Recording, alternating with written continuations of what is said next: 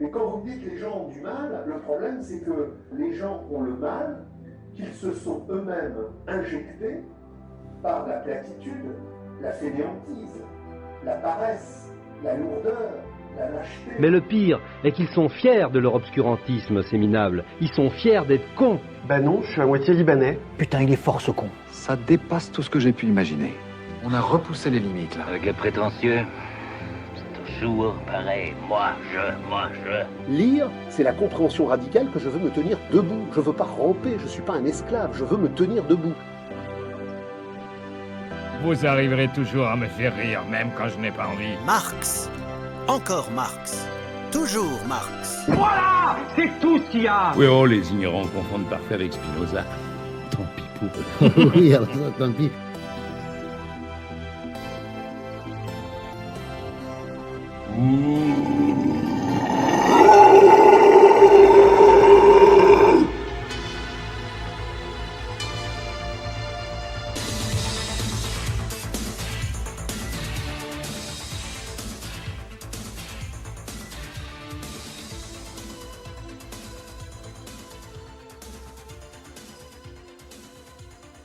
Bonjour à tous et bienvenue dans Ça en Voix, l'émission qui va vraiment voir les voix, et aujourd'hui je reçois ma première invitée fille. On est content, ça fait un pas en avant pour la parité et puis surtout elle est super gentille.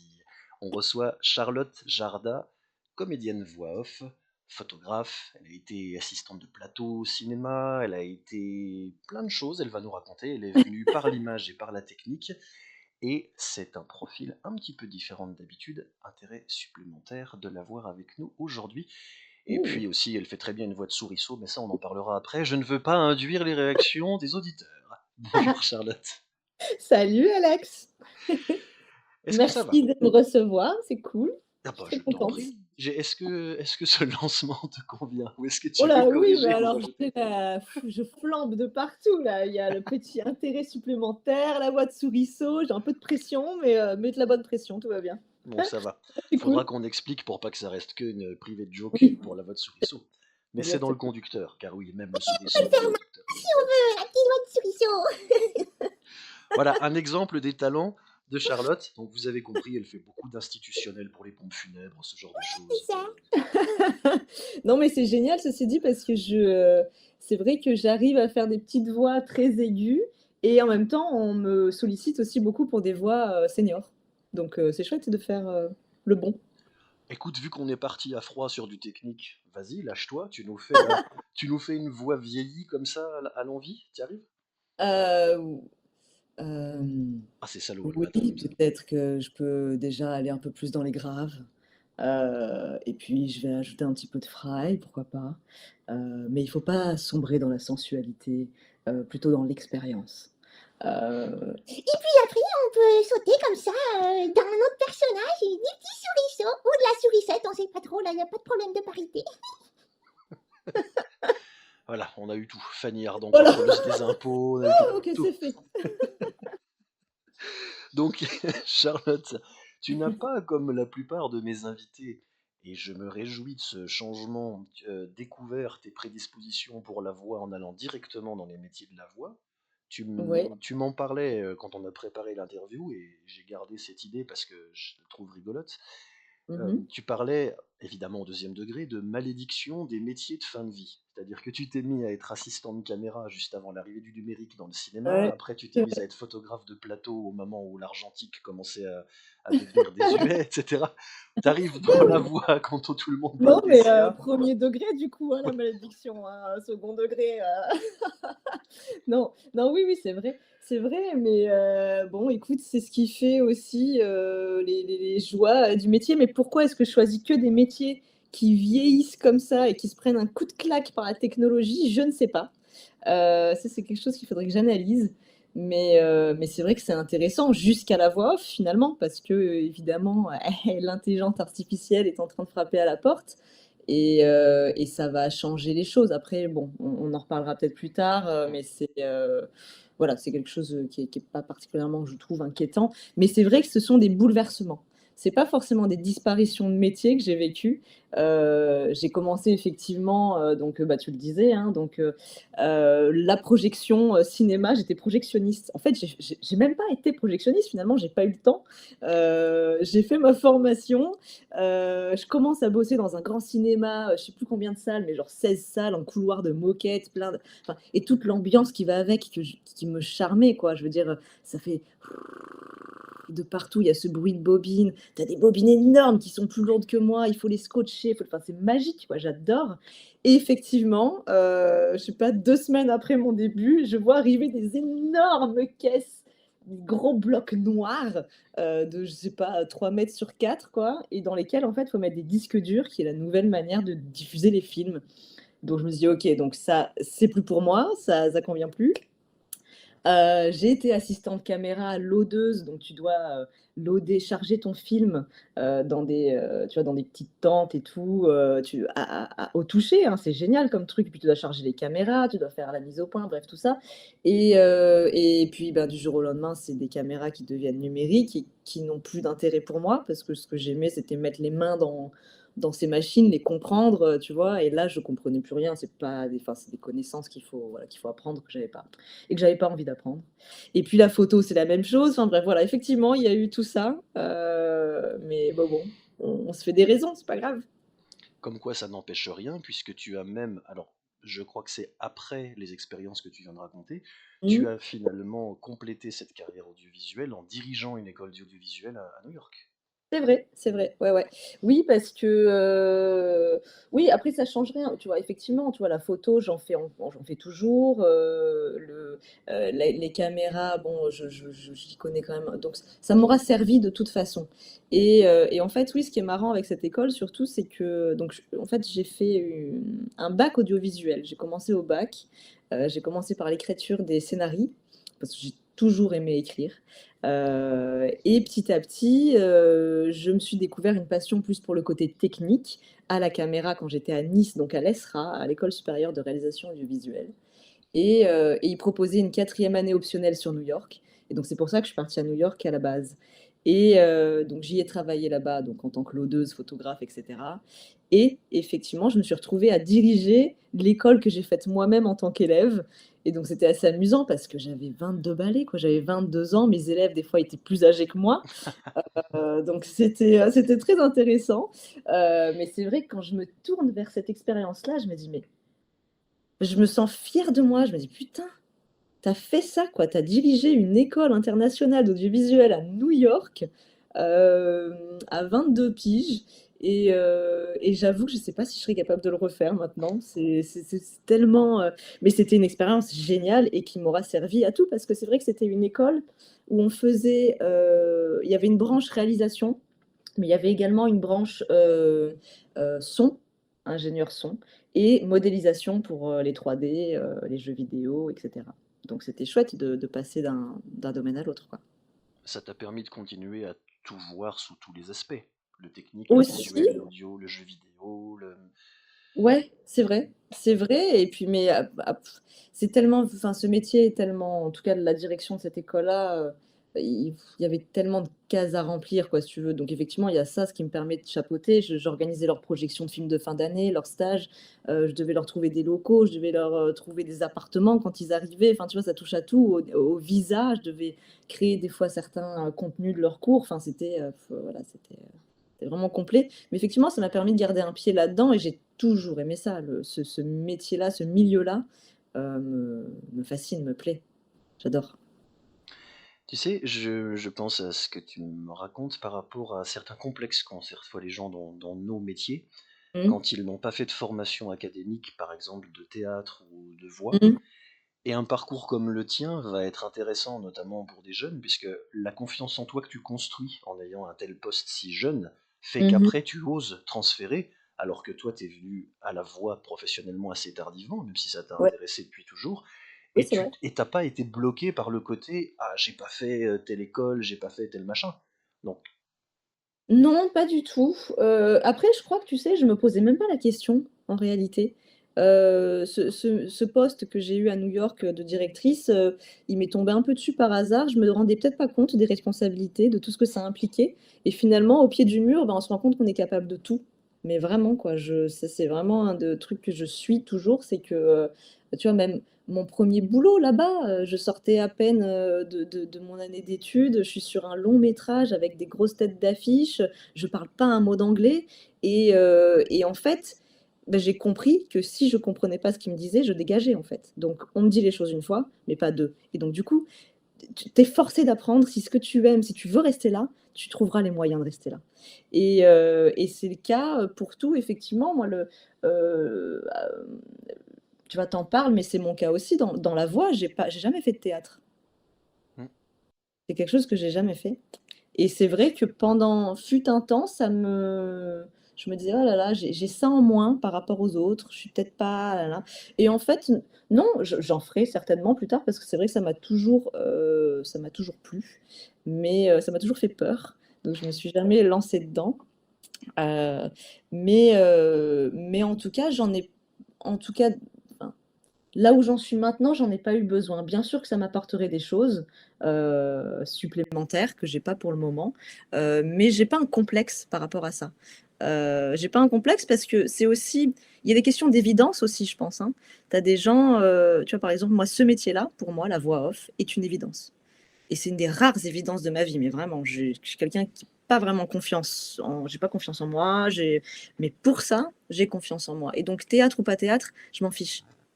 Je sais que je vais y arriver. Tu vois ce que je veux dire? Je vois très bien ce que tu veux dire, et c'est d'autant plus intéressant parce qu'on vit quand même une époque très polarisante de manière générale, et ça se traduit dans le cas particulier de nos métiers. C'est-à-dire que depuis que les choses de la voix se sont démocratisées avec Internet, puis c'est devenu un peu à la mode, l'engouement pour le doublage. Dans les années 90, personne pouvait te citer un comédien de doublage, Oui, alors c'est vrai. qu'aujourd'hui, tous les jeunes connaissent, ah oui, c'était lui qui faisait dans le Ouais. Club Dorothée, machin. Et du coup, il y a un peu deux écoles qui se sont montées, et je me désespère un peu de ça parfois. C'est d'un côté des gens qui se disent c'est un métier de comédien avant tout, donc il faut faire absolument du théâtre, et le doublage ou les métiers de voix ne sont que des déclinaisons du métier de comédien, ce qui Mm. en partie s'entend, parce que en partie c'est pas faux, Ouais. et ça a donné une espèce de croisade parfois qui consiste à dire aujourd'hui le métier fout le camp parce que trop de gens ont les moyens techniques Mm. avec internet et les home studios et tout ça de s'auto-proclamer voix off, et du Mm. coup ben, c'est un peu une insulte pour nous. Oui, oui. On l'entend C'est vrai, parfois, et mais toi t'es au milieu, t'es pas dans un de ces excès de discours, donc j'aime bien aussi entendre ça pour apaiser les choses. ouais, et puis après, bon, il faut pas oublier que je suis un bébé dans la profession, vraiment, quoi. J'ai pas l'expérience, tu vois, j'ai pas commencé dans les années 80-90, j'ai commencé dans les années 2020.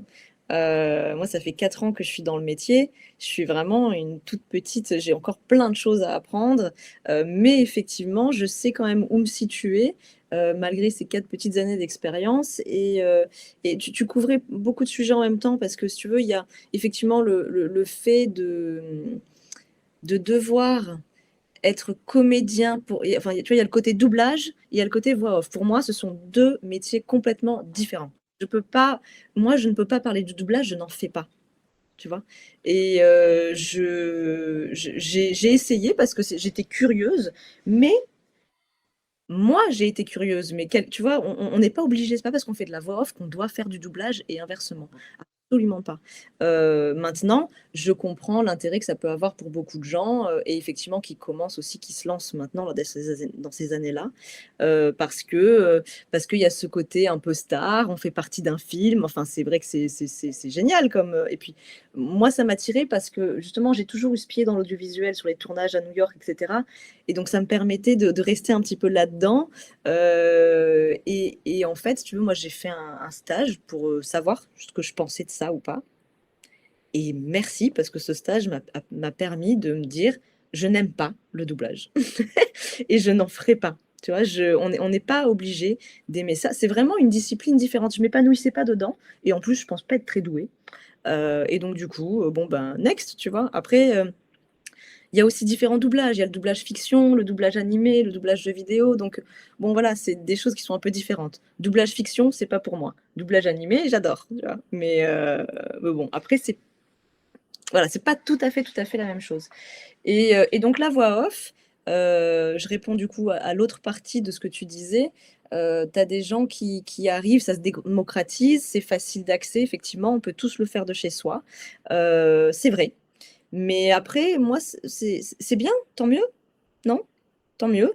Et ceux qui sont pas bons, ben, ne resteront pas, et puis c'est tout.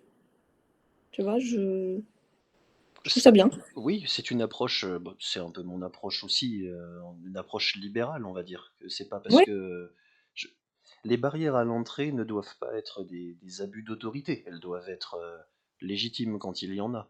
Et c'est intéressant parce que ça me fait sourire. Je crois que, à part moi-même qui tiens sur le doublage à peu près le même discours que toi pour les mêmes Ouais. raisons, je n'ai quasiment jamais entendu chez nos collègues ce que tu viens de dire, alors que parfois c'est pensé, mais c'est pas dit parce qu'il y a une peur de déplaire, de plus travailler, de machin.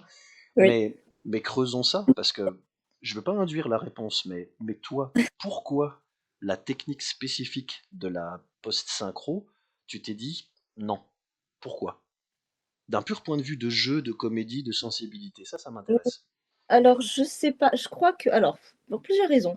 Déjà, la première, c'est que quand je fais de la voix off, je suis dans mon studio, on me donne un texte, je peux choisir de l'interpréter avec une de mes facettes à moi. C'est quand même ma personnalité qui parle. Je joue quelque chose, mais c'est une facette propre à moi. Dans le doublage fiction, on n'est plus soi, du tout. On a une image en face de soi, d'une personne. On doit rentrer dans la peau de cette personne. Et ça, moi, c'est pas un truc que j'arrive à faire et qui me plaît. En plus, je trouve qu'on dit que c'est de la fiction, mais finalement, c'est très proche de beaucoup de réalité, de vérité. Et moi, des fois, ça me perturbe trop. Tu vois, on m'a fait, quand j'étais en stage, j'ai fait un moment le rôle d'une fille qui crie parce que sa femme, pardon, sa mère est en train de faire une crise de démence, elle a l'Alzheimer et tout. J'ai pas envie de rentrer dans ces drames-là. J'ai pas du tout envie que ça fasse partie de ma vie. C'est bon, il y a la télé si j'ai envie de regarder, tu vois, mais j'ai pas envie que ça fasse partie de ce que je vais ressentir. Donc déjà pour ces deux raisons-là. Et puis après, je crois que je suis pas très sensible au vocabulaire de ce monde-là. Je ne le comprends pas. On a essayé de me diriger, je comprenais pas trop ce qu'on me demandait de faire. J'étais un petit peu, et puis je me sentais pas à l'aise. C'est quand tu sens que tu fais pas bien quelque chose, ça peut, ça fait que s'empirer, tu vois. Et, et puis je trouve que c'est un petit peu, alors je veux pas me faire d'ennemis, je veux pas, tu vois, mais c'est un petit peu élitiste ce monde-là pour moi. Il est un petit peu, voilà, effectivement, on a fait des études de théâtre, on lâche des noms comme ça, c'est bien vu. Ça me plaît pas trop, tu vois. Je dis pas que c'est tout le monde hein, qui fait ça, bien sûr, non, mais ça existe, ça, et c'est pas trop quelque chose qui me plaît. Voilà. Quand tu parles de vocabulaire technique, parce que ça peut intéresser les futures personnes qui vont nous regarder, les jeunes qui veulent se lancer dans le métier, ça peut avoir un intérêt même professionnel spécifique. Est-ce que Ouais. tu as un exemple pour quand les gens comprennent?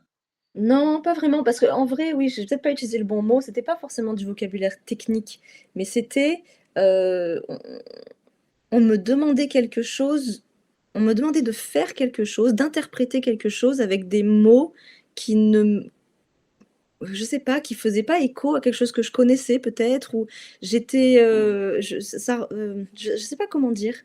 Ouais, j'aurais pas d'exemple concret, je suis navrée. J'ai Non, pas non, je crois comprendre, si tu me le mais fais pas sous ton contrôle, mais c'est ouais, tu es vocaliste, mais pas comédienne. bah Parce oui, que ce sont deux choses différentes et les deux ont leur créativité. tout à fait. Et pour ce qui est du doublage, il s'agit pas d'être polémique ou de se faire des ennemis, mais simplement c'est une vérité connue de tous ceux qui ont travaillé dans ce domaine-là. La vérité du doublage, très souvent, c'est qu'on a des acteurs formés académiquement, typiquement le conservatoire ou des choses comme ça, et j'en ai rencontré des très bons et des très honnêtes, notamment, voilà, c'est toujours comme ça quand on cherche. Ah, la honte. On trouve pas. Oui, Patrick, toujours. Patrick Poivet, paix à son âme, qui Mhm. était un très gentil monsieur, qui avait dit une fois, la vérité, c'est que quand on est comédien, on va au théâtre, on est ce qu'on appelle au piège, c'est-à-dire c'est tous les soirs et 2 fois le dimanche, lundi repos. Ça suffit très difficilement avec l'intermittence à Ouais. vivre correctement là où les choses se passent, c'est-à-dire à Paris. Et Mhm. donc, on va faire du doublage. Pourquoi? Pour occuper les matins et les après-midi où on n'a pas de boulot. Parce que le doublage, c'est beaucoup mieux payé, parce que c'est presque 7 euros la ligne avec la convention collective quand on n'a pas des gré à gré. Et donc, à un moment, arrêtons les conneries. Ce qui attire les théâtreux vers le doublage, c'est pas l'intérêt des rôles dans Dragon Ball Z quand ils ont 58 ans. Mhm. Alors qu'au théâtre, ils font Molière. C'est ni Oui. polémique, ni méchant de dire ça, c'est un secret de polichinelle. On fait ce Mhm. qu'il faut pour gagner sa vie. Ils mettent tout leur Aussi. talent de comédien dans ces rôles-là. Il n'y a pas de mépris, d'ailleurs, ils n'en ont pas. Mais Mhm. certains ont un rapport de je t'aime moi non plus. Ouais, ouais, Et ouais. toute leur vie n'ont été connus que pour le doublage du grand public. Et quand on leur disait c'est quoi votre métier? Non, moi, je suis comédien, c'est avant tout le théâtre. Ouais, mais Ouais, ouais, ouais. du théâtre, ça fait 25 ans que Non, t'en fais mais plus en fait. Tu vois. tu vois, effectivement, pour rebondir sur ça, euh, quand on me reprend, quand je dis doubleur et qu'on me reprend, qu'on me dit oh, comédien de doublage. Bon, bah oui, je veux bien, d'accord. Ok, si tu veux ton titre de noblesse, mais voilà, c'est typiquement ce genre de choses-là que je suis là, bah, on s'en fout en fait. Moi, appelle-moi voix off, je m'en tape, tu vois. Enfin, c'est pas grave de comment tu m'appelles, tant que je sais que ce que je fais, je l'aime, et enfin, tu vois. Donc voilà, c'est. Mais bon, voilà. Après, je veux pas non plus faire des généralités, mais effectivement, je pense qu'il y a plein de petites choses que les gens ne disent pas. Et puis, c'est dommage, parce que si on disait tous ce qu'on pensait, ce serait plus simple, je pense, quand même, dans C'est la vrai vie. que dans le monde des comédiens, c'est très contrasté, parce qu'il y a des gens d'une honnêteté et d'une énergie incroyable. Oui, bien sûr. Il y a des gens qui ont très peur des fâcheries et de plus travailler, donc qui sont toujours très diplomates. Oui, oui. Oui. Et il y a entre les deux, des fois, pas grand-chose. Parce que c'est un peu tout l'un ou tout l'autre, vu que c'est des forts Bah, caractères. c'est ça, oui, je trouve qu'il n'y a pas vraiment d'entre-deux, justement. Ouais, ou alors on peut de temps en temps. Des fois, je dis la vérité, des fois, Ouais. Non, mais voilà, faut fâcher personne, mais il faut être en accord avec soi-même. Je pense que c'est aussi simple que ça. Non, puis c'est pas, encore une fois, c'est le sujet du doublage. On pense toujours à ça quand on parle de la voix, mais il y a des, Toujours. il y a des comédiens qui ont essayé et qui n'arrivaient même pas à se post-synchroniser eux-mêmes, Mm. alors qu'ils sont excellents derrière la caméra ou sur les planches, parce que c'est une technique très très particulière en Ah, plus de la complètement. comédie. Et il y a des Oui. gens qui ont la comédie et pas la technique. Oui, c'est vrai que techniquement aussi, de pouvoir se caler parfaitement, etc. Au-delà du jeu d'acteur et de comédien qu'il faut avoir, il y a quand même une technique qui est très particulière et qu'effectivement pas tout le monde n'arrive à faire, même si on a de l'expérience en tant que comédien, c'est vrai. Mm. Et comme aussi c'est vrai qu'un comédien de doublage pourrait être une mauvaise voix off. Ah, ça c'est intéressant. On n'y pense pas souvent à ce sens-là, mais c'est le cas aussi, tu vois. Ouais, C'est, tu peux euh, expliquer ça? bah, parce que encore une fois, c'est pas le même taf. C'est pas du tout le même travail. Déjà, alors, il y a il y a tellement de choses à dire sur tout, mais On a le temps, déjà, vas-y. ouais, déjà, moi personnellement, parfois je suis dirigée, parfois je suis pas dirigée. Mhm. Un comédien de doublage est toujours dirigé. Il faut mieux, oui. Tu vois, ça n'arrive pas qu'il y ait pas de DA, tu vois. Alors que nous, parfois, on est seul, mais vraiment seul tout, quoi. On se sent bien seul face à un texte pour lesquels il y aurait 1000 manières de faire, et à nous de choisir la bonne. On n'est pas du tout dirigé parfois. Donc déjà ça, est-ce qu'il serait capable de le faire? Je suis pas sûre.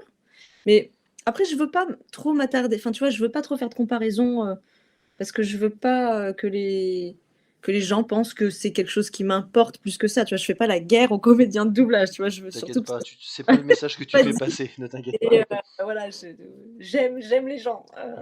Mais voilà, donc déjà ça, le fait de ne pas être dirigé peut être perturbant pour quelqu'un qui est habitué à l'être, je pense.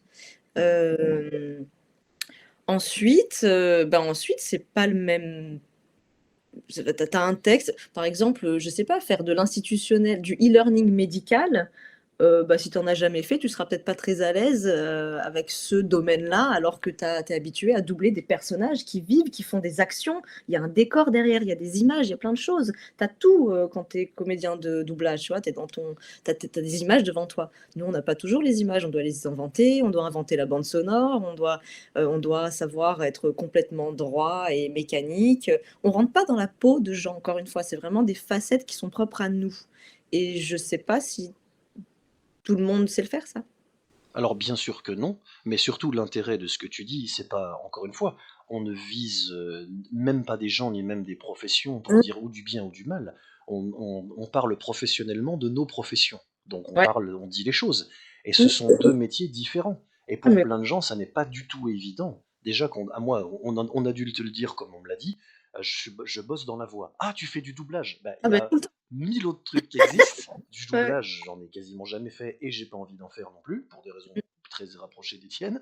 Mais Mmh. donc déjà comprendre qu'il y a d'autres choses dans le monde de la voix, c'est pas évident, donc c'est bien de le dire. Et puis Ouais. comprendre par là-dessus que comédien qui fait du doublage et voix off, c'est deux métiers totalement différents, que l'un peut être bon dans l'un et pas dans l'autre et Ouais, vice-versa, ouais. c'est encore plus contre-intuitif pour les gens. Et c'est là l'intérêt de dire ça. Oui, c'est vrai, c'est vrai. Mais tu vois, effectivement, quand, je dis que je suis, alors, c'est marrant parce qu'on évolue, tu vois? On change d'avis tout le temps et cetera, c'est le propre de l'humain.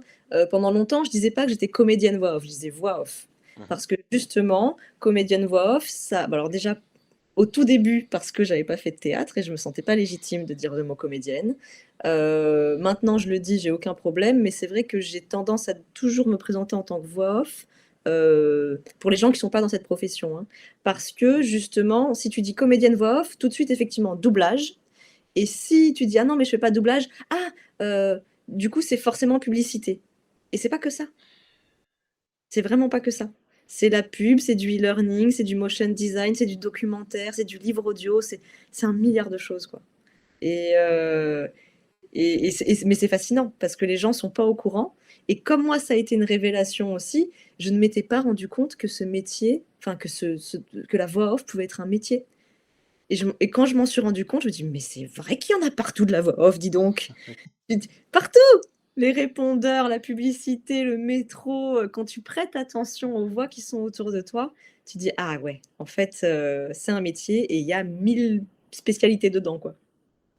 Exact. Et c'est surtout ça le message qu'on est en train de faire passer et qui est Ouais. intéressant pour éduquer les gens qui s'intéressent au monde de la voix, qu'ils aient Mmh. des velléités professionnelles là-dedans ou pas. C'est au contraire un message plutôt rassurant parce que ça veut dire il y a plein de choses à faire, vous trouverez votre place si vous Ah ouais, essayez. je Voilà. pense, je pense. Et tu vois, c'est intéressant justement, je rebondis là-dessus parce que quand on nous forme, quand on fait une formation, générale sur la voix off, on va pas se former sur une spécialité, justement, on nous forme à plein de spécialités. Et donc souvent, les apprenants se disent: «Oh là là, il faut que je sache faire et de l'institutionnel et du ci et du mi». Bah non, pas du tout. Tu es pas obligé de savoir tout faire. Tu peux même te spécialiser dans un seul truc. Tu peux faire que du documentaire si tu as envie. Après, effectivement, c'est une question financière. Est-ce que ça rapporte assez aussi? C'est notre métier, il faut qu'on puisse avoir de l'argent et donc du coup, bon ben, si tu fais que du doc, peut-être que tu auras pas assez d'argent et qu'il faut que tu fasses d'autres choses, dans la voix off aussi, ou un autre métier à côté, ça c'est à voir, quoi. Oui, c'est plus un problème de starification par rapport au grand public. Quand tu doubles une star hollywoodienne, il y a Mmh. un énorme écho. Et puis quand tu fais voix de documentaire uniquement, par exemple, tu as beaucoup moins d'écho parce que c'est moins mis en avant pour quelqu'un Mmh. qui est du large public et qui n'est pas du monde de la voix. Et donc c'est pour ça qu'on n'y pense pas en premier, tout simplement. C'est une question de caisse de résonance publicitaire, c'est tout. Aussi, mais c'est parce qu'effectivement les gens ne le savent pas. Comme ils ne savent pas qu'effectivement quand on fait de la voix off, on fait pas de doublage. Maintenant ils le savent. Ouais. Heureusement que tu étais là. Oui, voilà, et je me disais, c'était ma mission de 2025. C'est vrai qu'on commence bien l'année avec ça. Eh ouais. Et tu m'as dit, ça c'est intéressant aussi, que tu as monté un atelier pour aider les jeunes voix off qui se lancent. Ouais. Oui, je fais, des petits, alors je sais pas quel nom lui donner parce que tu vois, j'aime pas dire que je suis coach, j'aime pas dire que tu vois? Parce que mais en tout cas, de après c'est toujours très personnel, ça ne tient qu'à moi, c'est avec mon expérience, mais le peu que j'ai appris, j'aime le transmettre et effectivement quand les gens se lancent dans ce métier-là, Il me passe un coup de fil. Alors déjà, après, je suis quand même assez ouverte, c'est-à-dire que des fois, je vais parler au téléphone pendant 1 heure parce que tu as des questions et puis et puis voilà, parce que je suis passionnée et que j'aime parler de mon métier. Mais à côté de ça, effectivement, c'est des petits ateliers individuels, où, je vais te dire un petit peu, enfin, comment dire? Je vais accompagner quelqu'un qui souhaite se lancer, je vais répondre à ses questions, on va s'entraîner sur des textes aussi si besoin, je vais, voilà te dire moi les pièges dans lesquels je suis tombée, ce genre de choses-là, quoi. Je vais t'accompagner comme ça pour que tu débutes mais après je peux être très dure aussi dans le sens où, heu, je ne pense pas déjà que ce métier peut être fait pour tout le monde et j'éduque souvent justement les gens qui débutent là-dessus. Je leur dis: «Attention». Ça paraît merveilleux et ça l'est, moi j'adore, mais c'est un métier qui est super difficile. Mmh. C'est un métier qui fait peur, c'est un métier, qui est pas toujours stable, voilà, enfin c'est quand on en parle, on se dit, enfin il y a que du merveilleux, tu vois? «Ah je vais faire des publicités à la télé, je vais bien gagner ma vie, je serai ma propre patronne, je vais pouvoir gérer mes horaires», mais en fait, c'est vraiment plus difficile que ça, quoi. Oui, toutes ces choses-là sont vraies, mais pour en arriver là, moi mes heures, je les compte pas, quoi et je bosse, énormément, quoi. C'est pas juste, je fais 2 heures d'enregistrement par jour et pas du tout, quoi. Il y a tout le travail d'à côté qui me prend toute la journée et même toute la nuit parce que je suis tellement devenue passionnée et accro à mon taf que j'avoue que je devrais aller me coucher et en fait, je travaille, quoi. Je suis là: «Ah attends, je peux faire ça encore», tu vois? Donc voilà, ça prend énormément d'heures, il faut pas les compter, on gagne pas toujours bien sa vie, voilà et donc je dis ce genre de vérité-là aussi bah, pour que les gens se rendent vraiment compte de ce que c'est, quoi. De pas se lancer dans un métier en se disant: «Ouais, ça va être génial» et en fait non, je vous le dis, ça va être dur. Dans quel cas n'est-on absolument pas fait pour ce métier, même si on a l'impression sincère d'aimer ça et de vouloir y aller? Selon toi? Je sais je sais pas vraiment, je crois que parfois on c'est peut-être des choses qui peuvent être débloquées, mais avec beaucoup, beaucoup de temps parce que, tu vois, quand je te disais j'ai peur de faire du théâtre, c'est parce que pour moi, ça agit un peu comme une psychanalyse, d'une psychothérapie, quoi. Tu vois, tu te découvres et tu es face à des murs, à des peurs, c'est compliqué. Bon, bah, là, je pense que si on n'arrive pas à faire ce métier-là, la raison pour laquelle on pourrait ne pas y arriver, c'est ça, c'est dû à des blocages, de confiance en soi, des blocages, ne serait-ce que réussir à parler fort. C'est pas tout le monde qui arrive à projeter, tu vois? Et et c'est des trucs qu'on garde en soi comme ça et si on les travaille pas, ça sortira jamais. Donc je pense que si on fait une psychanalyse à côté et qu'on travaille son non mais sérieusement, en vrai, c'est des choses qui sont des blocages au niveau du cerveau, qu'il faut qu'on n'y arrivera pas et qu'on sonnera faux. Il faut qu'on est dans une vérité quand on interprète un texte. Encore une fois, ce sont des facettes de moi-même, c'est pas quelque chose que j'invente. Donc du coup, je suis vraie au moment où je parle et où j'interprète quelque chose et c'est pas tout le monde qui arrive à être vrai tout en jouant un rôle. Tu vois ce que je veux dire? Faut pas être timide. Déjà, ouais, je pense pas qu'il faut non, oui, effectivement, je pense pas qu'il faille être timide. Je pense qu'il faut un gros lâcher prise. C'est pas tout le monde qui va faire ça. Est-ce qu'on peut même aller jusqu'à dire, comme pour les comédiens, qu'il faille être relativement impudique? Ah ouais. Ah ouais, ouais. Oui, c'est vrai. Moi, je C'est suis très impudique et c'est vrai. Justement, des fois, je fais travailler des gens sur ça et je leur fais faire un texte, pour aller, dans ce domaine-là très rapidement, mais je leur fais faire un texte, un peu sexe, tu vois? Mmh. Et ben, c'est dur, hein. Pour beaucoup, beaucoup de gens, pour la plupart des gens, c'est difficile Oui. de d'accepter ce côté, même pas la sensualité, la sexualité. De faire quelque chose de sexuel au niveau de la voix, au niveau de tu vois? Parce que quand on interprète, moi je dis toujours et puis je le fais, utilise ton corps quoi, hein. Tu dois pas rester comme ça, tu dois ressentir les choses et donc effectivement, je fais un texte de cet acabit-là, bon ben, touche-toi, caresse-toi, tu vois? Fais des trucs et c'est vrai que ça ouh là là, ouh là là, Ah tu oui. vois? Ça peut faire très peur. Mais c'est vrai, tu as raison et c'est intéressant qu'on parle de ça. Quand on fait ce métier-là, je pense qu'il faut une part, d'impudisme, ça se dit ça? Ouais, d'impudeur, d'impudisme, je sais. D'impudeur, je pense plutôt. Oui, bon, tu vois, voilà, faut pas avoir honte aussi de se tromper. Exemple d'impudeur assumé. Non, mais ça, ok, bébé, c'est parce que je parle américain d'habitude et là, Ouais, j'ai voilà. complètement oublié ma langue française. T'as fini de te la péter, Miss Becherel 2005, là, un peu? Non, mais je fais des grosses fautes des fois, pardon.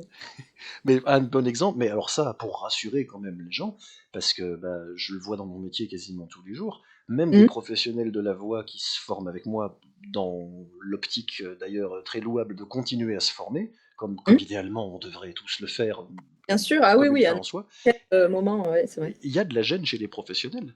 Parce que simplement, ça peut être des choses nouvelles et qu'on n'a pas tous des facilités au même endroit. Il y a des gens qui se mettent facilement en colère, d'autres c'est impossible. Il y a des gens qui font facilement faire du téléphone rose et d'autres jamais tu sortiras un truc d'eux parce qu'ils sont coincés. Ça n'empêche pas de faire le métier. Mais il faut pas être bloqué en tout et tout le temps. Il faut avoir une Non, propension à se lâcher. ça l'empêche pas, effectivement, parce que tu vois, comme on en parlait, il y a tellement de spécialités dans ce métier-là. Effectivement, a priori, tu devrais en trouver une qui peut marcher, tu vois. Mais après, moi, personnellement, je me sentirais pas complète si je faisais qu'une spécialité dans laquelle je serais bonne, tu vois, parce qu'en fait, elle est lisse, parce que c'est ce qu'on entend et c'est très bien. Moi, je veux aller plus loin que ça. Je veux aller creuser dans les failles, tu vois, et puis je veux me casser la gueule aussi, je pense que c'est bien. Oui, là aussi, c'est un état d'esprit que tout le monde n'a pas. Il y a des gens qui vont vouloir à tout prix éviter la souffrance, le ridicule public, le cassage de gueule, ça se comprend. Et moi aussi, hein, si je peux éviter, tant mieux, hein, tu vois. Je vais pas me flageller. Non, j'aime pas trop ça, mais ça fait partie de l'excitation, ça fait partie du taf, et ça fait, voilà, je pense qu'on apprend que comme ça, en réalité. Je disais que tu vois, on apprend en étant au pied du mur, mais aussi en se plantant. Alors pas que, mais c'est une manière d'apprendre quand même. Qui est bien. Mais ça s'apprivoise. Mais c'est pas fait pour tout le monde, c'est bien de le dire aussi. Oui, oui. C'est même tellement pas fait pour tout le monde qu'il faut être capable d'aller draguer Mamie Sandrine sur les marchés. C'est toi qui vas expliquer l'anecdote de Mamie Sandrine. Non, Débrouille-toi avec ça, tiens. J'y pensais, je me dis peu cher, je l'appelle Mamie Sandrine, mais alors elle est un petit peu vieillotte, mais elle est magnifique, cette petite dame, elle est rayonnante, elle est tellement belle. Et en fait, oui, donc c'est une femme. Alors, c'est pas tout à fait moi qui l'ai draguée, c'est encore pire, c'est mon mec qui l'a draguée.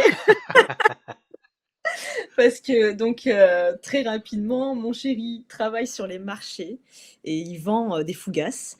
Et un jour, il y a une cliente qui vient le voir et comme il est assez commerçant, il discute avec tous ses clients.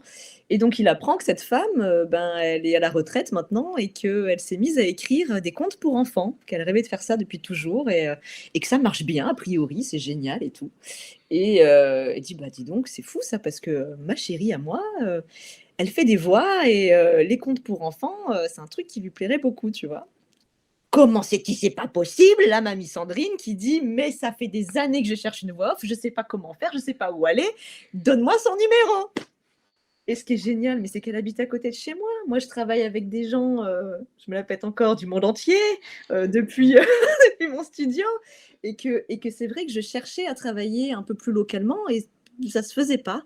Et là, mais cette femme, elle habite à 20 minutes de chez moi. Je l'ai rencontrée dans sa cuisine. Elle m'a montré ses contes qui sont géniaux, j'adore. Et du coup, bah voilà, et ça se fait et c'est trop bien. Et je me mets à faire un truc que j'ai toujours rêvé de faire. Je suis narratrice de ces contes audio et en même temps, je fais la création de tous ces personnages. C'est trop bien. C'est génial. On trouve ça où? On trouve ça quand? Qu'on puisse t'écouter. Alors, pour l'instant, on le trouve nulle part, c'est en cours. On le trouvera. Alors, elle les vend sur les marchés. C'était tout un délire hein, à créer, à penser comment on allait faire.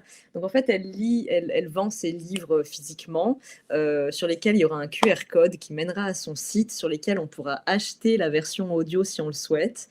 Et après, on est en train de travailler sur son site internet aussi, sur lequel il y aura directement les audios à acheter. Mais tu vois, elle les vendait avant à la Fnac et des trucs comme ça, et elle a arrêté parce qu'elle se faisait dévorer, parce que c'est Mamie Sandrine, parce que c'est compliqué quand tu es une petite boîte, et tu vois. Mais en tout cas, voilà, je me régale, et il y en a plein à faire. Donc, il y a du taf. Est-ce que tu as vu comment peuvent se passer les choses avec un peu de chance et surtout en ayant l'attitude pour provoquer la chance? Faut un peu de culot, je pense, vraiment. Un peu de culot. Est-ce que Ouais. ça anticipe ma question? Le conseil pour se lancer aux gens qui voudraient se lancer dans ce métier, Mmh. avoir du culot ou encore Alors autant de oui, conseils? déjà clairement du culot. Je vais raconter une autre anecdote. Un de mes premiers boulots et un de mes premiers boulots très bien payés. J'ai un ami qui fait de l'hypnose, qui s'est installé sur Paris et il diffuse une petite, vidéo de lui qui dit son texte d'hypnose comme ça, tu vois? C'est de l'hypnose suggestive pour aider les gens à mieux dormir et cetera. Je regarde ça sur internet et je me dis: «Ah, j'adorerais faire ça». J'écoute son truc, je le retranscris, je l'enregistre, je le fais avec ma voix en mode hypnose, truc, un petit peu, voilà, dansant comme ça et tout et je lui envoie en lui disant: «Écoute, si un jour tu as envie de mettre une voix féminine sur ton audio, je suis là». Charlotte, c'est génial et ça tombe bien, on est en train de créer une application. On cherche depuis toujours une voix, mais à chaque fois, on va avoir des hypnotiseurs et ça marche pas et s'il te plaît, viens faire un essai à Paris. Non, mais Charlotte à la capitale, quoi. Je monte. Non, mais attends, je fais un essai, mais comme dans les films, quoi. Je me mets dans le studio, première expérience dans le studio, quasiment, tu vois.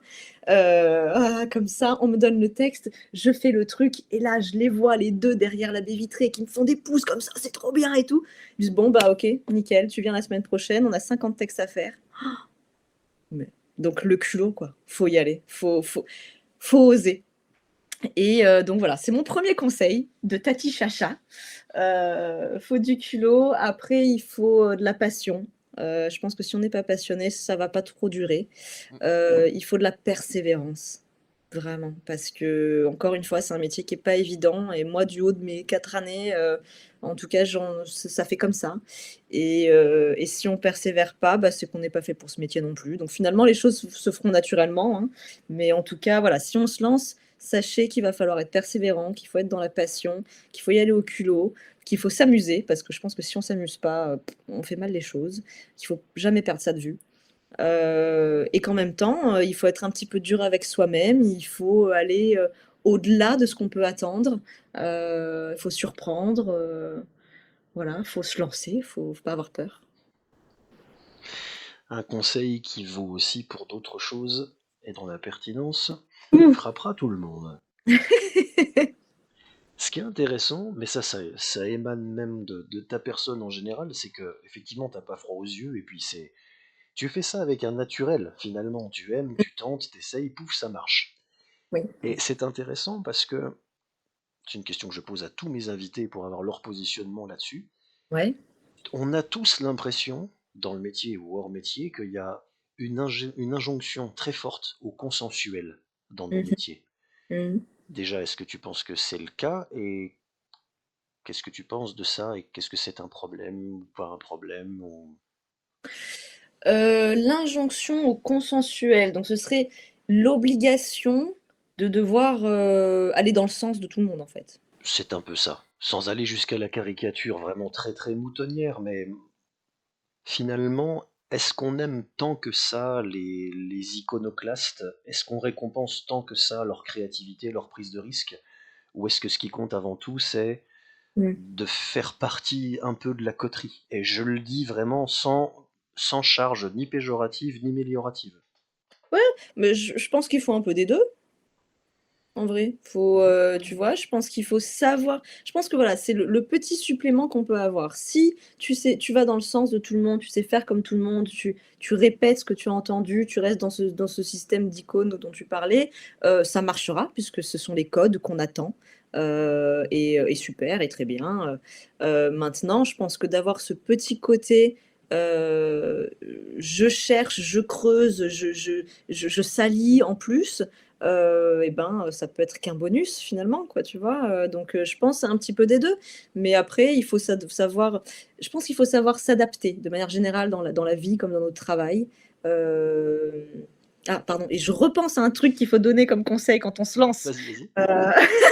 C'est que quand vous allez vous faire diriger, Ça, c'est un truc qu'il faut savoir apprendre aussi. On est souvent seul, mais quand on se fait diriger, c'est une autre manière de travailler. Et donc, il va falloir savoir rebondir tout de suite. Si tu ne sais pas écouter ce qu'on va te demander de faire et rebondir dessus, ça va pas le faire. Ça fait partie, c'est une corde à avoir à son arc aussi, savoir entendre ce qu'un directeur artistique va te demander de faire, comprendre son vocabulaire et l'interpréter et voir aller au-delà.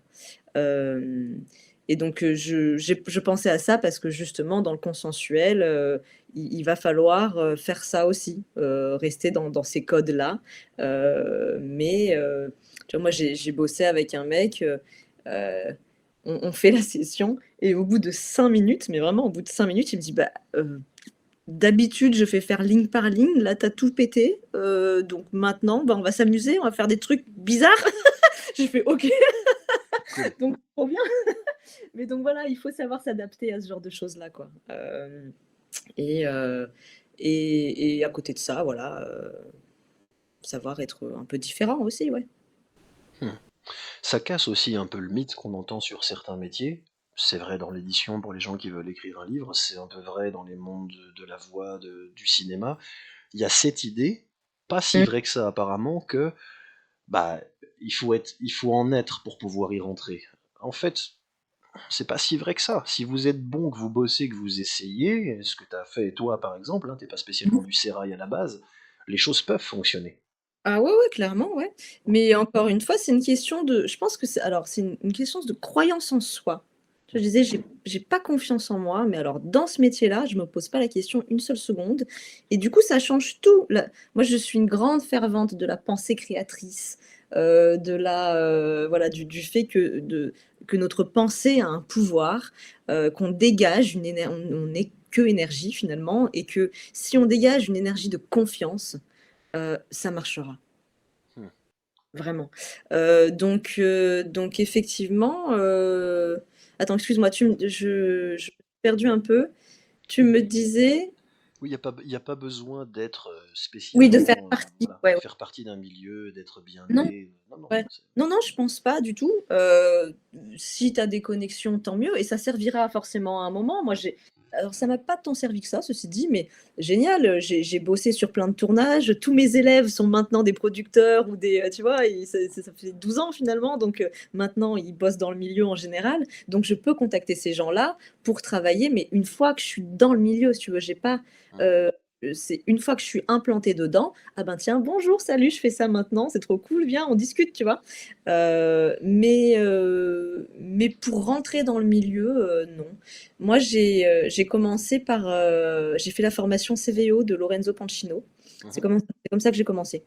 Et j'y connaissais rien de rien, mais vraiment, je te dis, je savais même pas que ça pouvait être un métier, hein.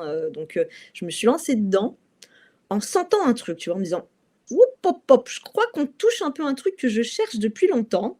C'est-à-dire un métier qui allie justement le côté créatif et le côté technique, et bon, et d'autres choses.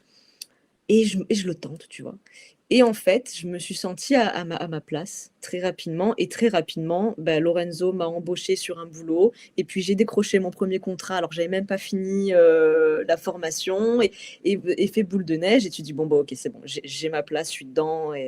Et après, justement, au culot. Et parce que c'est une communauté qui est quand même extrêmement bienveillante et très présente, je trouve, les gens de la voix off, ben, très facilement, je suis allée discuter avec plein de gens qui bossaient déjà dans ce milieu-là et qui m'ont permis d'être là aussi un petit peu, chacun y apporter. J'apprends de tout le monde et de chaque chose, et donc du coup, ça m'a permis d'être là où je suis aujourd'hui aussi, tu vois.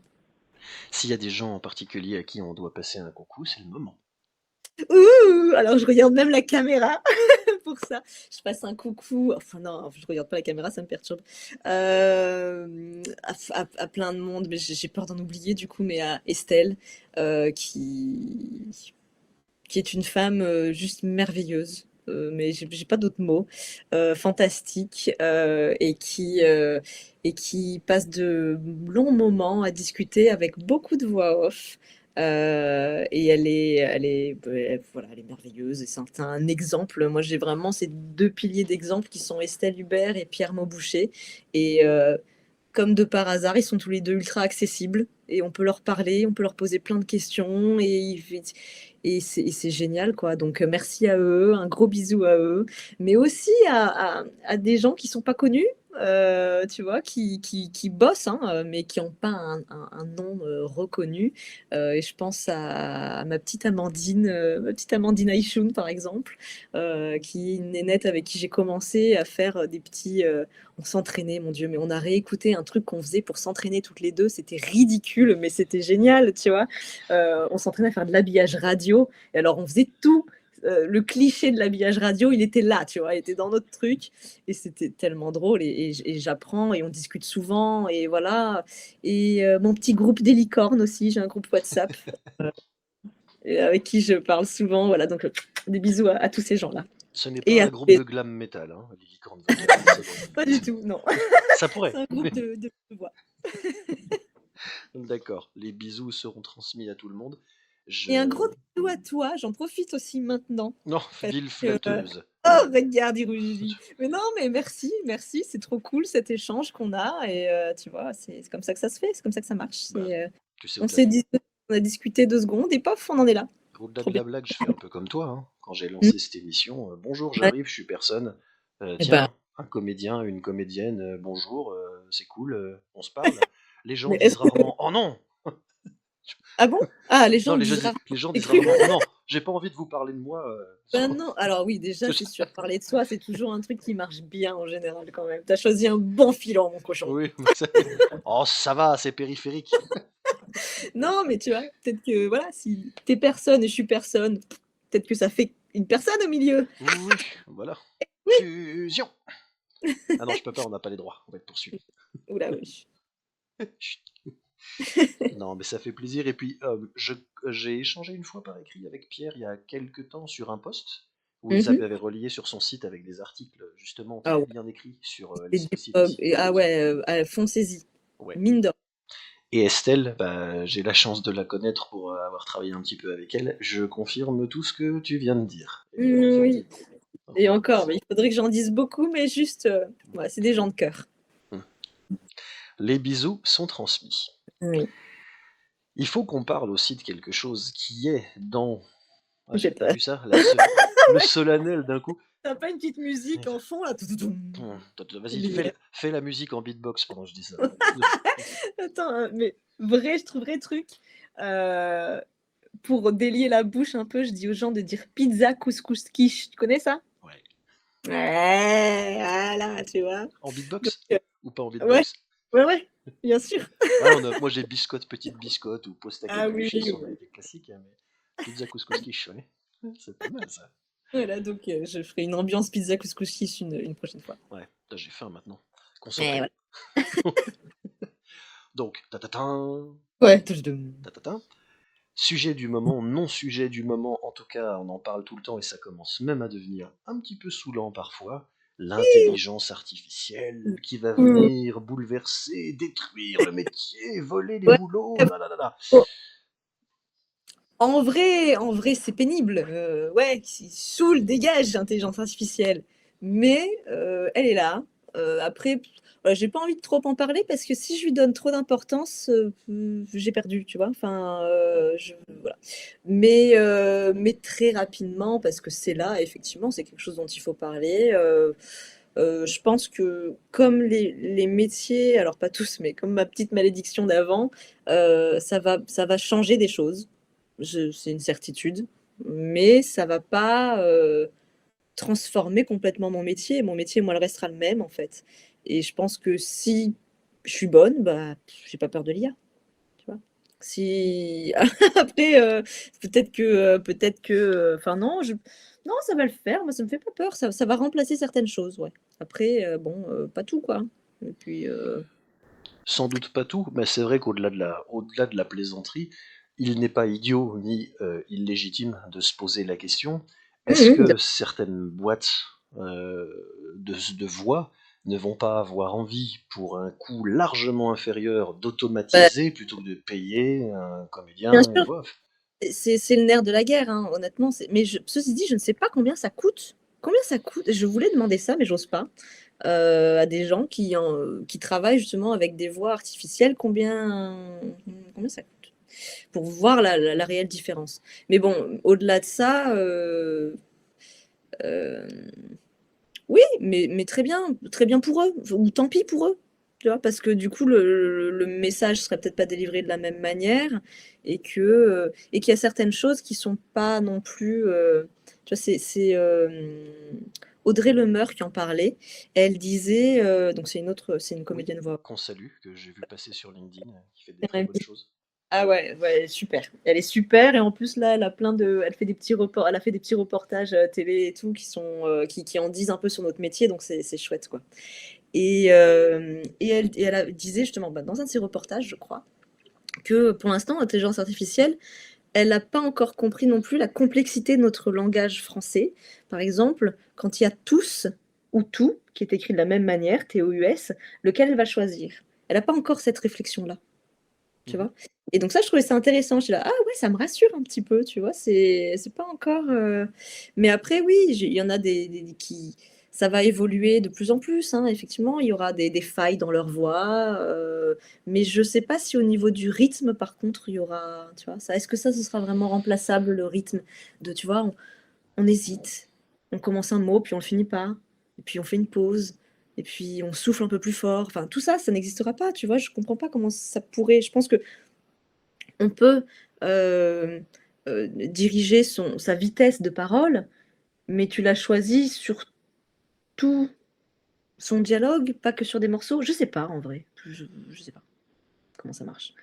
Mais bon, oui, ça remplacera des trucs et les gens s'en serviront. Mais bon, je pense que à la limite, c'est déjà le cas pour les répondeurs, par exemple. Tu vois, bon, bah écoute, c'est pas grave. Ça change un peu le métier. Ça change un peu le métier, mais quel métier ne change pas? Bon, c'est pas grave. Et puis, au contraire, c'est bien. On est à ce moment-là de notre, ben, on va rebondir là-dessus, tu vois. Et puis, on peut peut-être s'en servir pour certaines choses aussi, tu vois. Enfin, sans parler que de la voix off. Bon, l'intelligence artificielle, tout le monde utilise Alexa, Siri. Il y a des robots dans nos maisons qui nous passent des trucs. Enfin, je sais pas. On y est quand même déjà dans ce monde-là. Donc, bon. Il y aura des voix qui seront artificielles et d'autres qui ne le seront pas. Je pense qu'il y aura toujours le métier ne cessera pas d'exister. Non, je pense pas non plus. Tu sais, je fais souvent le parallèle pour avoir aussi la réaction des gens, parce que c'est toujours intéressant, j'ai des réponses extrêmement variées, avec le monde du livre. Je me souviens quand j'étais dans le monde de l'édition il y a une quinzaine d'années maintenant, 2006-2007, arrivent les liseuses. La révolution qui va tuer le livre, comme on nous avait dit qu'Internet allait tuer les bibliothèques.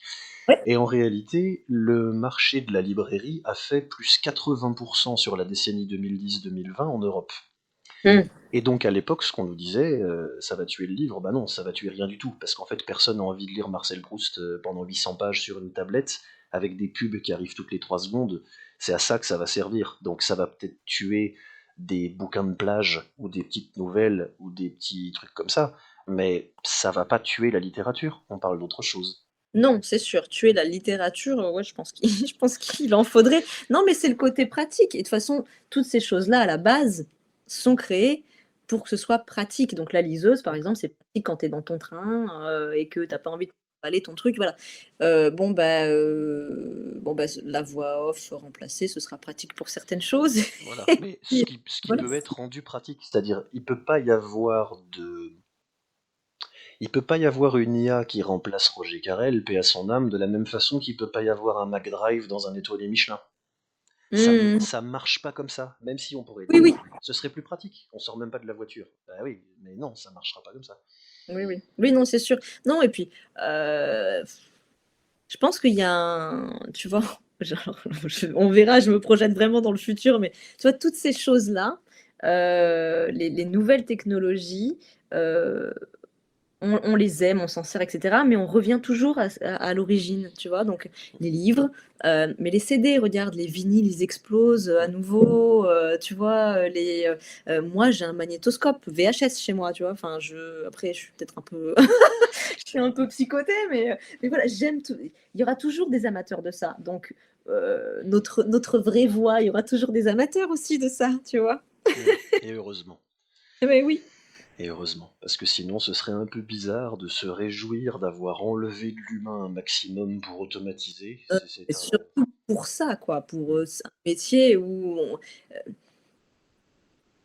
je reviens au fait que je l'ai dit au moins 10 fois, mais que ce sont mes facettes qui parlent, mais donc c'est mon expérience qui parle. C'est parce que je suis née à tel endroit, que j'ai vécu telle chose dans ma vie, que j'ai vécu tel trauma, etc., que je m'exprime de cette manière-là. Une IA, elle vit pas ça, elle n'a pas d'expérience dans ce sens-là, tu vois. Et donc effectivement, c'est extrêmement triste quand on y pense de remplacer ça, tout l'humain, ce qu'on est, avec sa beauté, avec ses horreurs, et de le remplacer par quelque chose qui n'est rien finalement.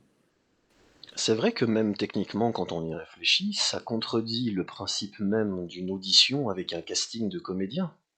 Parce qu'on ne cherche plus des sensibilités différentes qui viennent d'humains irremplaçables parce qu'uniques entre eux. On parle en termes génériques. Tiens, il nous faut une voix triste. Alors, on sait que c'est Oui, la connerie absolue. Ça ne veut oui. rien dire une voix triste. Et t'imagines un jour, il y a des castings de voix IA. Ce serait Alors, marrant. ce serait drôle comme ça. Oh putain, quand il y aura les robots Tesla qui auront les voix IA, ce sera bien. Ce sera bien. Ils pourront faire des vrais castings avec des robots. Ce sera parfait. Ça me fait penser à une anecdote de studio là-dessus. Encore avec le regretté Patrick Poivet. Dans les années 90, il faisait une pub pour un parfum, donc il doublait Mickey Rourke, qui Ok. disait I love you. Et donc il avait juste à dire, ça fera rire tous les comédiens, je t'aime. Donc le directeur du plateau lui dit bon bah tu vas voir, ça va aller vite, tu vas le faire direct et tout. Il y a le client qui est là, le commercial de la boîte de parfum et son assistante. Tu vois, ok, pas de problème, et donc il est là, il fait je vous aime. Hop, hop, elle est bonne, on la garde. Et puis il en fait 2-3 comme ça, et puis c'est bien. Et puis l'assistante, raconte-t-il toujours, dit non, moi j'ai pas très bien entendu le point sur le i de je vous aime. Donc Ah. Poivet croit que c'est une blague, et il fait bah je peux vous le faire avec l'accent belge si vous voulez, je vous aime. Enfin, non, je suis sérieuse. Ah bon, bah, d'accord. Donc ce qu'il a fait, parce qu'à l'époque c'était en analogique, c'était Oui. pas encore le numérique, donc il est allé avec le technicien faire une boucle, ciseaux, colle et scotch et tout le Ouais. bazar. Et donc, ils ont repassé 60 fois le même Je vous aime qu'il avait fait au début, pendant que dans le studio, il faisait ça, en faisant Non. semblant de parler. Et à la 61e fois, l'assistante a fait ah oui, celle-là, elle est bien. Là, j'ai bien entendu le point sur le i de Je vous aime. Elle avait entendu 61 fois la même. Et donc, c'est une anecdote que j'avais gardée qui est marrante pour voir à quel point tout ça est subjectif, Ah parfois ouais. grotesque, humain, Oui, donc pas robotisable par définition au-delà d'un certain point. c'est vrai. C'est vrai. Non, mais c'est vrai et c'est très drôle. Et ça revient à quand je parlais de pensée créatrice et de ce qu'on peut avoir, tu vois? À partir du moment où tu te convaincs de quelque chose, que ce soit la DA qui a demandé le i, et qui pense l'avoir entendu parce que justement elle s'est dit: «Attends, c'est pas possible qu'il ait fait ça». Donc évidemment, il y a une différence alors qu'il y en a absolument pas. Mais c'est comme boire, alors j'ai jamais testé, mais boire un verre de vin, rouge et blanc, me semble-t-il, quand tu fermes les yeux, tu es pas censé avoir la différence ou tu vois, il y a des trucs comme ça. Tu peux jouer un petit peu, tu peux te tromper. Si tu es convaincu de quelque chose, tu trompes tout le reste, quoi. Mais ça fait aussi écho à l'anecdote bah, il y a 1 milliard de manières, tu vois, il y a 1 milliard différentes de dire je t'aime. Hein. Et qu'on peut dire tu me casses les couilles, et ça peut vouloir dire je t'aime aussi. C'était le truc rigolo qui était passé dans l'anecdote justement où tu as un grand comédien comme Poivet qui raconte que le commercial qui connaît rien à la comédie, parce que c'est pas son boulot, mais il a un préjugé complètement faux, il dit à Poivet bon, bah elle est bonne, de toute façon, il n'y a pas 50 façons de le dire, hein, Ouais. parce qu'il n'y a que 3 mots, et parce que ça semble évident, alors Alors que que... souvent, en plus, les trucs les plus courts sont les plus durs à dire, je trouve. Parce que tu tombes dans une musicalité, parce que justement, il faut creuser, il faut chercher qu'est-ce qu'il peut y avoir de différent. Enfin, tu vois, ça peut être difficile de faire quelque chose de très court. Oh oui, parce qu'on n'a pas d'appui. Non, c'est vrai. Et puis en plus, oui, il faut toucher, parce que si on fait ce métier-là, c'est parce qu'il y a quelqu'un en face. On touche des gens. Et donc, il faut toucher quand même un maximum de personnes avec une seule manière de dire les choses aussi. Ça, c'est un mot que tu avais employé qui est important. là où beaucoup parlent d'art ou d'artisanat pour parler des métiers de voix off, toi, tu as employé le mot de créativité. Ouais. Oui, parce que justement, je trouve que c'est vraiment ça, que c'est vraiment quelque chose de créatif. On crée quelque chose, mais tu vois, par exemple, l'artisanat, tu vois, je comprends qu'on puisse utiliser ce terme-là aussi parce qu'on va, on va tel un horloger, tu vois, tweaker les choses, ça je vais le faire comme ça je vais le faire comme ça. Là, on est effectivement dans ce domaine de l'artisanat, mais pour moi, l'artisanat, c'est un produit physique. Tu vois, je fais de la poterie ou je vais créer quelque chose, effectivement, mais je vais créer quelque chose de physique, d'utilisable, de voilà. Et l'art, c'est compliqué. C'est un débat quand même, ne serait-ce que de définir ce mot-là, tu vois? Je trouve que oui, non, je fais quelque chose de créatif parce que c'est créatif, ça peut être déluré, comme ça peut être, voilà, ça fait appel à mon imaginaire. Je crée même quelque chose avec mon imagination, avec mon ressenti, avec mon expérience, mais pour autant, je fais pas vraiment de l'art. Je pense pas. Tu vois? Oui, quand je fais un texte médical, je fais pas de l'art, hein. Après par contre, en dehors, parce qu'on parlait tu vois, on comptait pas ses heures parce qu'il y a l'enregistrement, mais à côté de ça, il y a un milliard d'autres choses à faire. Et l'une des choses à faire, c'est travailler sur ses démos, c'est travailler sur son site internet, que sais-je, enfin, tu vois? Et donc effectivement, là, peut-être qu'on bascule un peu plus dans l'art quand quand tu dois créer, par exemple, Audrey Lemeur, encore une fois, avait lancé un challenge génial où il fallait faire le comparatif entre une voix intelligence artificielle et notre propre voix sur un texte de notre choix. Et, euh, et comme moi, j'ai toujours aimé créer un petit peu les trucs, et ben du coup, tu dois créer ta vidéo, donc tu vas chercher des images, tu les filmes, pourquoi pas, tu les montes, et puis tu vas mettre telle musique à ce moment-là. Là, tu es peut-être dans quelque chose d'un peu plus artistique. Dans tous les cas, ce que tu veux faire ressortir, c'est que tes leviers sont totalement intérieurs. D'où le fait de devoir être en recherche de connexion, de pas être pudique, parce que tu crées quelque chose seul dans ton studio pour quelqu'un qui n'est pas là. Et il faut quand même qu'il se passe quelque chose du domaine de la connexion, mais différé. Ouais. Oui, parce que je pense que ça fait appel à l'empathie, je pense. À l'empathie et un petit peu à la faculté d'adaptation. Tu vois, voilà, je veux pas rentrer dans un truc féministe, mais Oh, vas-y. étant femme, je pense que on a cette petite différence avec les hommes qui est stupide. Enfin, on pourrait ne pas l'avoir, hein, mais moi, en tout cas, encore une fois, je peux parler que pour moi-même, j'ai été, même si j'ai pas été élevée comme ça, j'en sais rien, c'était en moi de me dire je suis une femme, donc je suis un peu soumise. Enfin, tu vois, il y a plein de choses qui me sont venues naturellement, hein, que j'ai dû combattre plus tard. Euh, et donc aussi de vouloir plaire à tout prix, en fait. Je sais pas pourquoi. Voilà, je pense que c'est quand même plus féminin que masculin.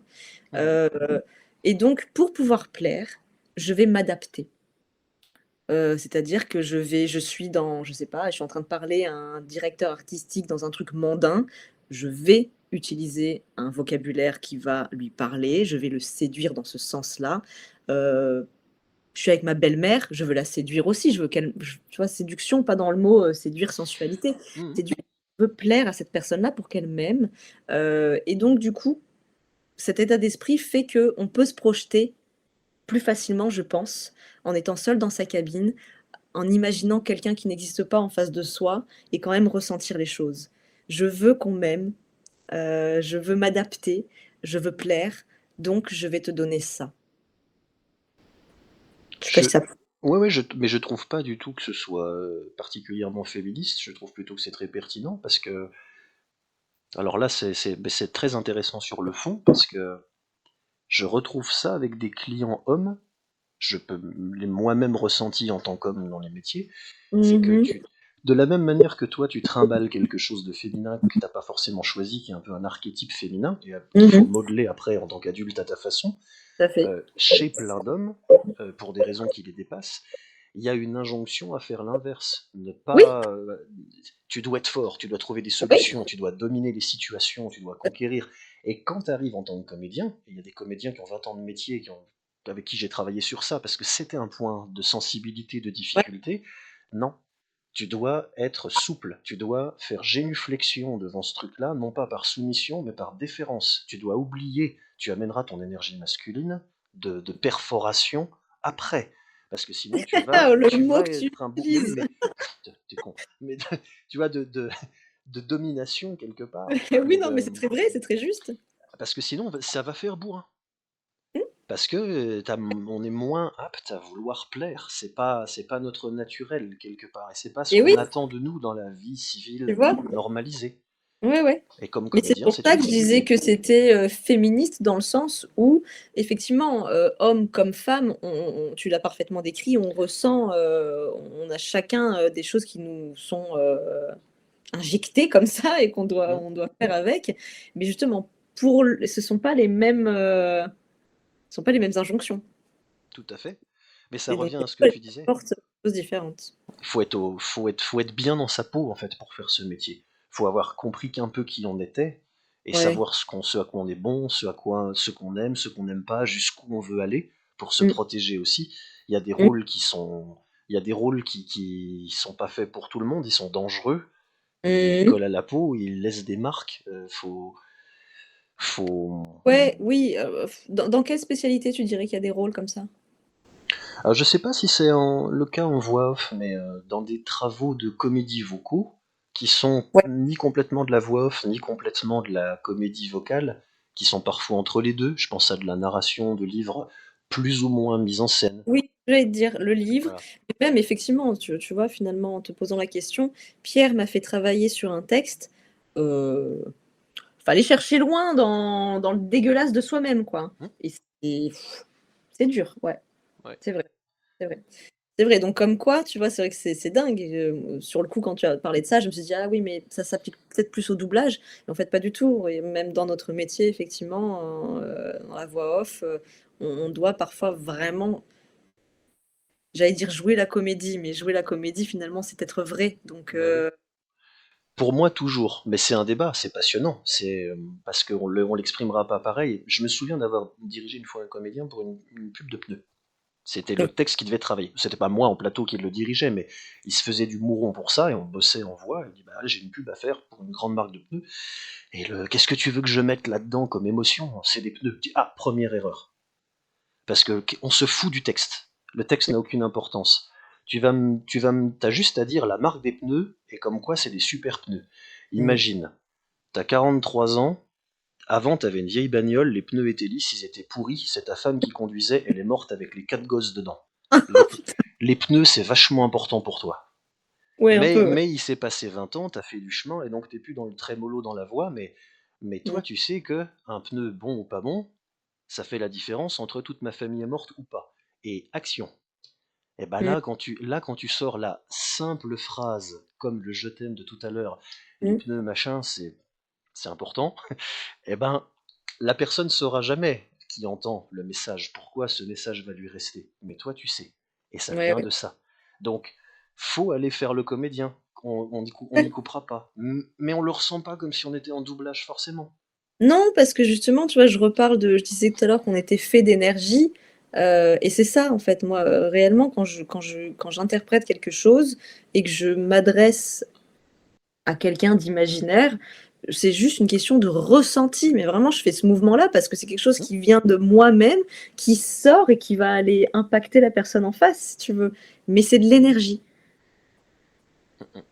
Et bon, bah, c'est aussi jouer la comédie, mais tu vois, ça regroupe le fait que c'est une comédie vraie Faut et avoir, ressentie réellement. faut avoir envie de donner quelque chose de vrai. Oui, ah ouais. Charlotte, où est-ce qu'on peut trouver ton travail? Comment on peut te soutenir? Et quel futur projet tu as dont tu veux nous parler? Alors, mon travail, on peut le voir sur mon site internet, charlottevoixoff.com. .com, Je fais à l'inverse des publicités, c'est .com. On peut le voir sur les différents réseaux sociaux, principalement LinkedIn, en tapant Charlotte Jarda, mon nom, mon prénom, tout simplement. Et après, un petit peu, alors j'ai Facebook, Instagram et TikTok. Mais là, c'est vrai que ce sont des réseaux que j'utilise un petit peu plus pour le côté un peu déluré, justement, où je mets des petites vidéos un peu couillonnes, où je mets pas forcément que mon travail. Mais voilà, donc ça peut être visible aussi. Et puis voilà, hein, ça c'est où on peut écouter ce que je fais. Mes projets futurs, il y avait une question entre les deux. Il y avait, t'as vu, j'ai départagé le truc. Il y avait Comment te comment on peut soutenir? trouver, comment me soutenir, et ben embauchez-moi. Bah On ouais, n'y non, pense jamais, mais c'est vrai le plus évident. bah ouais, oui, oui, embauchez-moi, je suis merveilleuse, allez-y, vous allez voir, on va passer un bon moment. Non, mais ouais, c'est ça, en vrai, hein, parlez-moi tout simplement, envoyez-moi un petit message, je suis joignable et j'aime bien parler, donc c'est cool. Et puis les projets futurs, bah écoute, là, maintenant, là, quand on a fini, j'ai une petite, je suis trop contente. J'ai une publicité à faire. Ça fait un moment qu'elle est dans les tuyaux et qu'il y avait des petits trucs qui se faisaient pas. Donc là, ça y est, pour chut chut, pas de marque. Et voilà, donc je suis très contente que ça se fasse. Je vais le faire juste ensuite. Je vais travailler sur les audios de Sandrine parce qu'il y en a un paquet à faire. Voilà, quoi d'autre? Des petites choses comme ça, hein. Après, moi personnellement, j'ai ces projets-là qui viennent, mais très souvent, enfin, ouais, assez souvent, c'est souvent du 48 heures avant, je suis au courant de ce que je dois faire 48 heures après, quoi. C'est un peu du jour au lendemain où Ça j'ai se pas passe beaucoup toujours comme ça. une visibilité sur le mois, non, quoi. À part évidemment la grande saga bientôt mise en audio, Sandrine vs Space Invaders. Yes, exactly. Ah oui, ce serait marrant ça. Ça, ce serait bien ça. Le petit mulot version Space Invaders. Avec un bandeau sur l'œil, un gros cigare et un fusil à pompe. Oui, tout à fait. Moi, on fera des nouvelles versions, t'inquiète pas. Ah ouais, je veux. Ça, j'achète tout de suite, je prends. Charlotte, je te remercie beaucoup pour le moment très agréable qu'on a passé ensemble. Et à toi. Et ben, vous avez entendu tous, n'hésitez pas à contacter Charlotte, déjà parce qu'elle est sympa. Et puis si vous avez des besoins de voix, vous savez maintenant à qui vous adresser. Elle est très facilement trouvable. On mettra évidemment son site en dessous de la vidéo. Et voilà, c'était l'émission Ça en voix d'aujourd'hui avec la photographe voix off et très sympa personne en général, Charlotte Jarda. Gros bisous à tous. À plus. Bisous. Ça m'aide à m'en souvenir. J'ai besoin de m'en souvenir.